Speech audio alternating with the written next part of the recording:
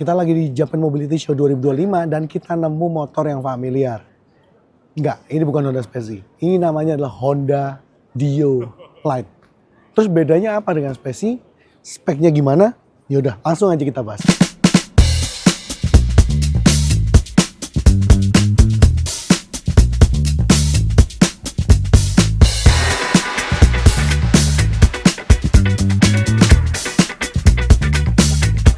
Hai guys, welcome back to Autonomy Max dan saya Satria Katana dan masih mengabarkan dari Japan Mobility Show 2025.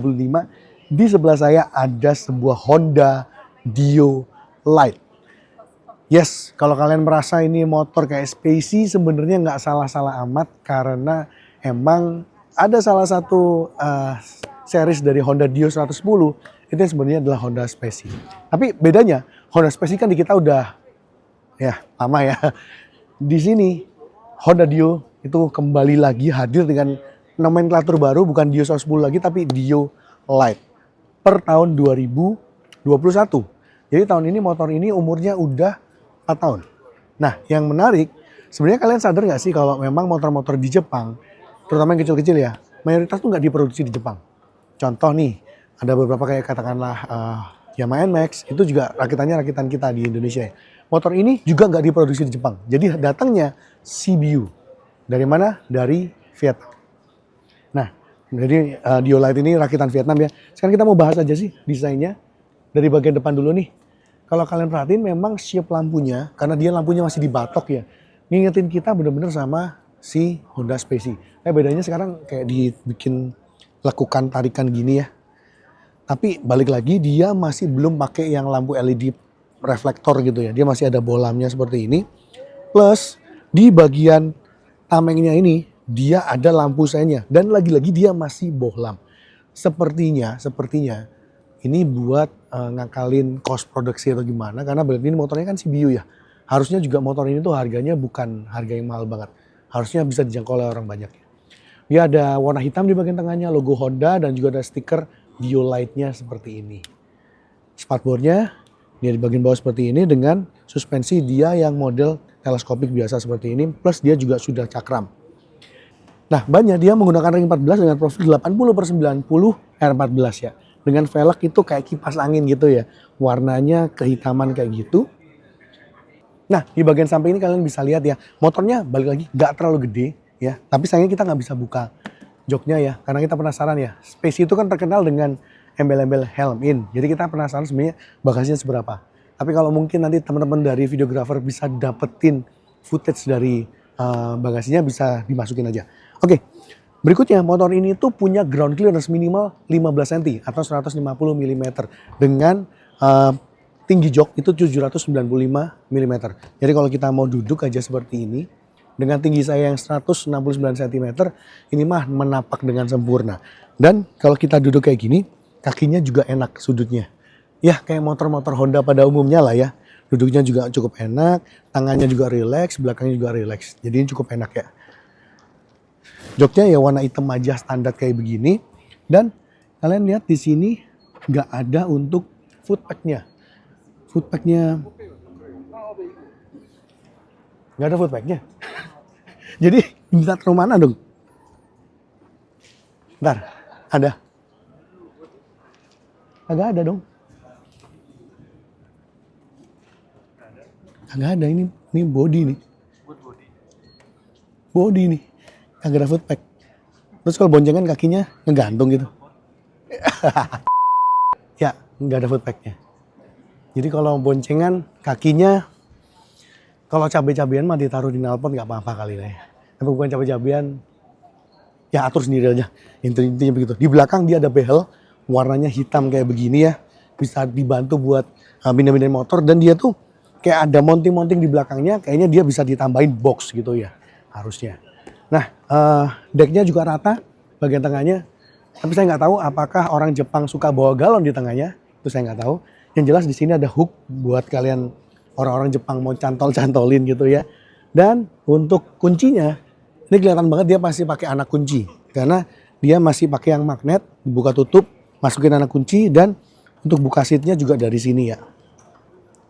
Udah sebelah kanan kayak gitu, sebelah kiri dia harusnya ada tempat penyimpanan ya.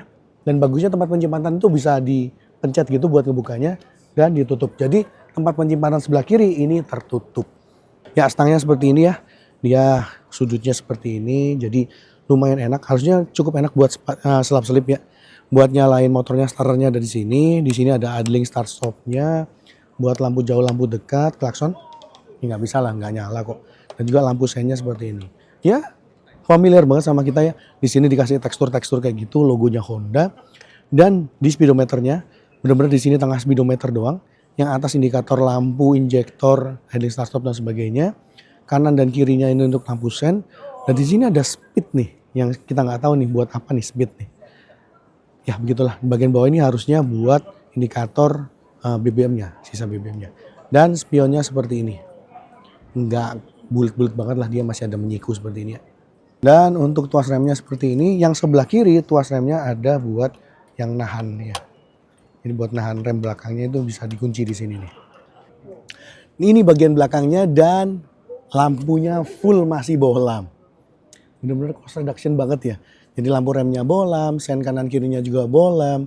Di bagian belakang masih ada spakbor seperti ini ya. Dan dia nggak ada mata kucingnya. Ya mungkin di sini nggak ada regulasi yang harus wajib banget pakai mata kucing. Untuk knalpotnya kecil aja, ngingetin saya sama knalpotnya Beat.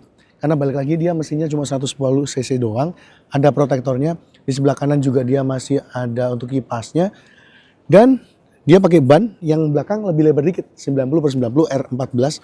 Remnya tromol, suspensinya cuma satu. Di sebelah kanan juga dia nggak ada tambahan armnya ya. Jadi benar-benar armnya cuma dari sebelah kiri doang seperti ini. Ya, mesinnya pakai ESP ya di sini. 110 cc, tenaganya 5 PS di 5250 rpm, lumayan tinggi. Dengan torsi 7,6 Nm di 4000-an rpm. Dan klaimnya kalau dipakai sendirian 1 liter bensinnya bisa dipakai buat sejauh 70-an kilometer. Lumayan irit sih sebenarnya. Ya kayaknya ini emang motor yang dipakai buat harian ya. Buat bawa-bawa barang atau mungkin dipakai buat komuter. Kalau nggak mau pakai kereta dan sebagainya. Tapi kayaknya orang Jepang lebih suka naik kereta deh. Dan di sini ada stiker Dio. Nggak ada emblem-emblem, stiker doang. Ada hager juga di bagian belakang. Dah gitu aja.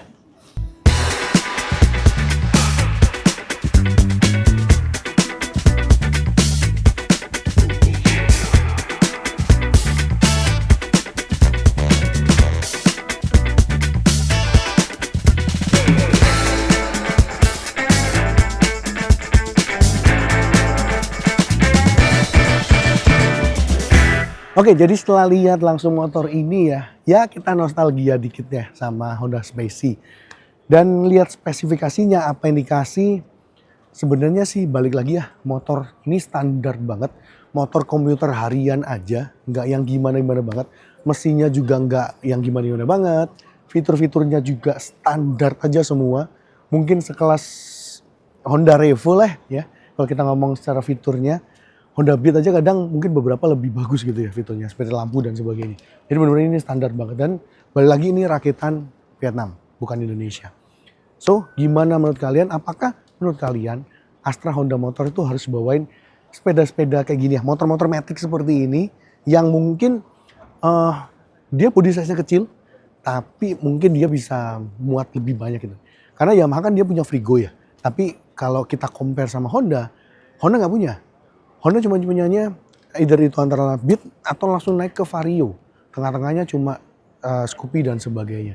Nggak ada yang benar-benar motor dalam tanda kutip buat diperes tenaganya untuk yang matic. Nah gimana menurut kalian? Komen aja di bawah ya.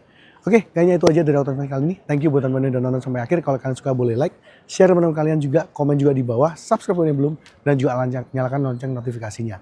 Sampai ketemu di kesempatan lain, dan jangan lupa mampir ke Instagram, TikTok, dan juga websitenya Autotronic. Bye.